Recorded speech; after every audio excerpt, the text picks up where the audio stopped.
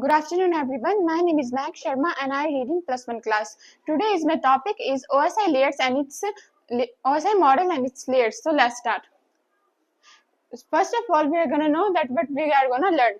We are going to learn that what is OSI model, when and who developed it, what is the purpose of it, how many layers is there in OSI, and explanation of all 7 layers.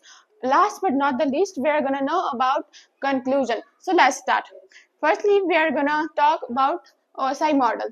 OSI model stands for OSI, Open System Interconnection Model. It has been developed by a standard organization named ISO, International Organization for Standardization, in the year of 1984. इस 7 layer architecture, ये 7 layers का एक architecture होता है जो जिसकी each and every layer एक specific function कार्य करती है। ये इसकी 7 लेयर कुछ इस प्रकार से हैं। सबसे पहले है फिजिकल लेयर, फिर है डाटा लिंक लेयर, फिर है नेटवर्क लेयर, फिर ट्रांसपोर्ट, फिर सेशन, फिर प्रेजेंटेशन, फिर एप्लीकेशन।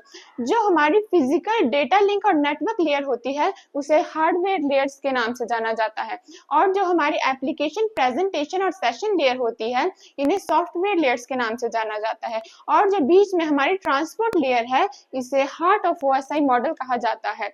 तो अब हम सभी लेयर्स को एक्सप्लेन करेंगे। सबसे पहले है 7th लेयर पे आने वाली एप्लीकेशन लेयर, इसे हम सॉफ्टवेयर लेयर के नाम से भी जानते हैं। एप्लीकेशन लेयर के नाम से ही हम जान सकते हैं कि ये यूजर को एक एप्लीकेशन प्रोवाइड करती है किसी दूसरे यूजर से कनेक्शन के लिए। अब इसमें व्हाट्सएप का उदाहरण दिया गया है तो हम भी व्हाट्सएप का उदाहरण देंगे।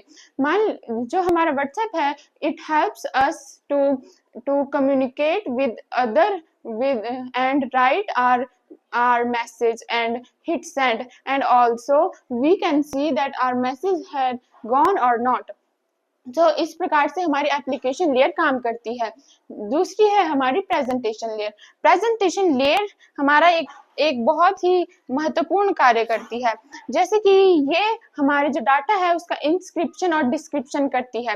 मान लीजिए कि डाटा की ट्रांसमिशन में थोड़ी गड़बड़ी आ गई तो हमारी जो प्रेजेंटेशन लेयर है वो डाटा का इंस्क्रिप्शन तथा डिस्क्रिप्शन कर देगी ताकि जो हमारा डाटा है वो आसानी से हमारे रिसीवर तक पहुंच जाए। ये एक और कार्य भी करती है कि ये डाटा को रिसीवर को किस फॉर्म में भेजा जाए ये निर्धारित करती है।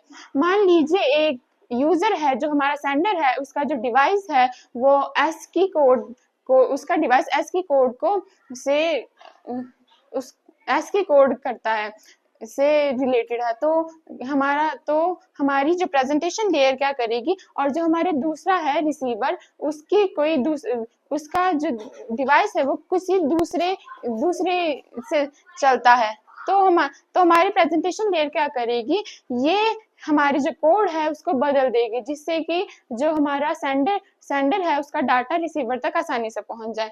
अगला है हमारा सेशन लेयर। सेशन लेयर का काम बहुत सिंपल होता है।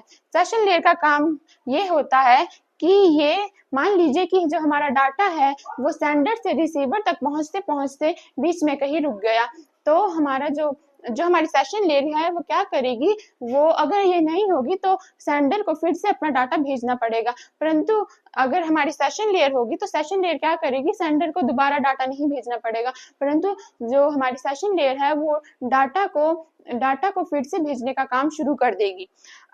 अगली है हमारी ट्रांसपोर्ट लेयर। ट्रांसपोर्ट लेयर का एक मेन काम ये होता है कि जो ये हमारा डाटा है उसको छोटे छोटे सेगमेंट में बांट देता है, और जो हमारा डाटा है उसे सेगमेंट के रूप में आगे भेजता है। ट्रांसपोर्ट लेयर में TCP तथा UDP होते हैं और DCCP तथा ICTP होते हैं जो डाटा को आगे भेजते हैं। अब अगली है हमारी नेटवर्क लेयर। नेटवर्क लेयर को हम ऐसे समझ सकते हैं कि ये जो हमारी ट्रांसपोर्ट लेयर ने डाटा को सेगमेंट में बदला था उन्हें छोटे छोटे पैकेट्स के रूप में बदल देती है, और इसे जो सेंडर रिसीवर को अपना डाटा भेज रहा है तो सेंडर का आईपी एड्रेस संभाल के रखती है तथा रिसीवर का आईपी एड्रेस भी अच्छे से संभाल के रखती है। अब ये है हमारी डाटा लिंक लेयर।